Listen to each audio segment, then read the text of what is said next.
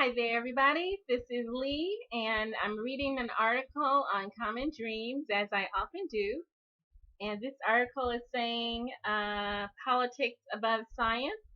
Obama administration keeps marijuana restrictions.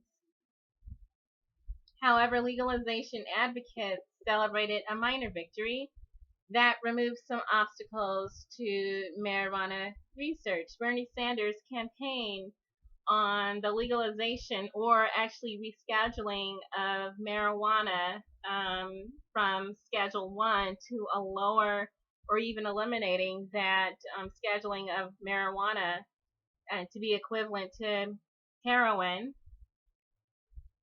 The Obama administration has rejected efforts to reschedule marijuana to a less restrictive drug category.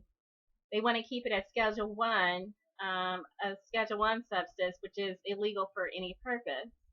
And so that means that states that allow marijuana for medical or recreational use will remain in violation of federal law. Yet and still, there are some states that have been coexisting in violation of federal law. There's 4 of them: Alaska, Colorado, Oregon, and Washington. And it may be the case that 8 more states will join Alaska, Colorado, Oregon, and Washington in violation of federal law to allow legalization of recreational use of marijuana. And this is ballot measures for full legalization in Arizona, California, Massachusetts, Maine, and Nevada. So again, grassroots level, there is a lack of leadership at the federal level, as I have said before. And so a lot of progressive issues are going to be answered and acknowledged and addressed at the grassroots level. And this includes things like voting reform. This includes same-sex marriage, things like that. It's state by state by state. The $15 minimum wage. It's the states, the people who have direct access to their own legislatures. They are the ones that have to be the change they wish to see. And maybe in a couple of years or 10 years, the federal government will catch up to the rest of the world.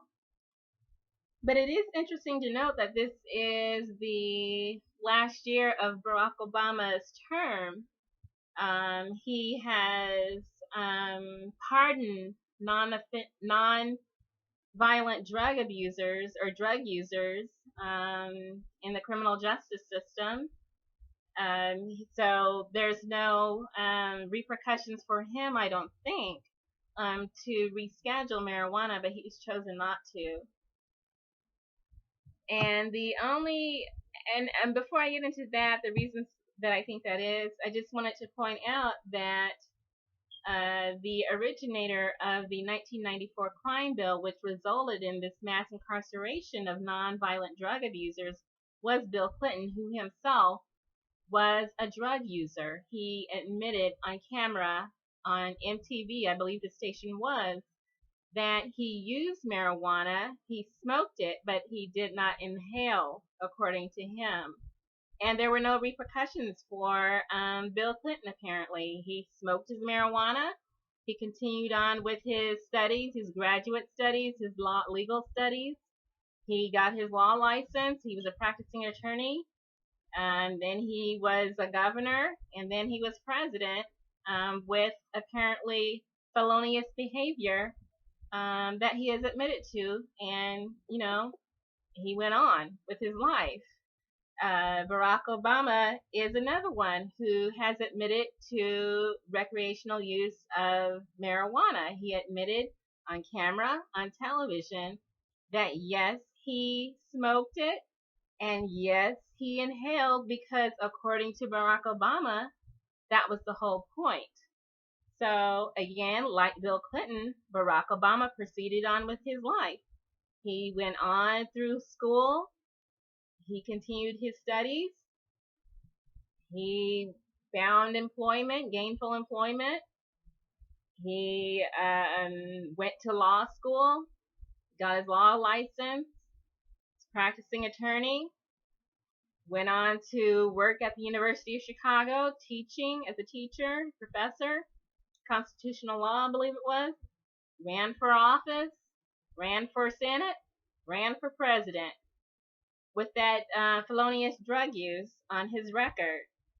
And yet, and still, it's Bill Clinton who enacted the 1994 crime bill that ruined the lives of so many other people who did probably exactly what he did and never looked back. He seemed to think that that was okay. Barack Obama, under his administration, yes, he's been commuting a few hundred, but how many more millions and thousands and millions have filled the prison system in the last 8 years for nonviolent drug abuse? How many have been murdered in the streets because they didn't even have a chance to be arrested and to be sentenced, or to be tried and then sentenced and then sent to prison? Okay, and how many actually did make it through the legal justice system, sent to prison, lost years off of their lives, and then came back out of the prison system with that felony mark on their record? Can they get a job like Barack Obama and Bill Clinton?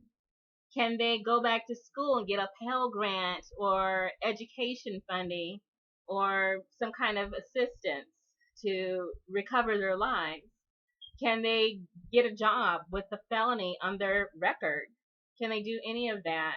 And so that's the hypocrisy of our federal government, all the way from Bill Clinton to Barack Obama. And the hypocrisy is even continuing all the way through to the end of Barack Obama's administration.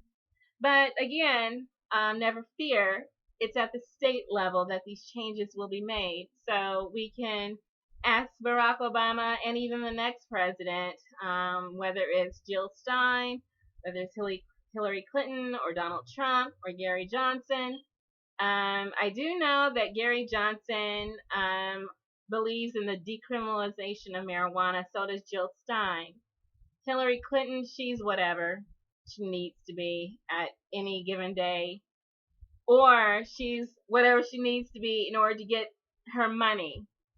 Black Lives Matter messed with Hillary Clinton's money because she had to give up her prison lobby money for Black Lives Matter. So she's got to fill in that gap from somewhere, because she's all about the bills, dollar bills.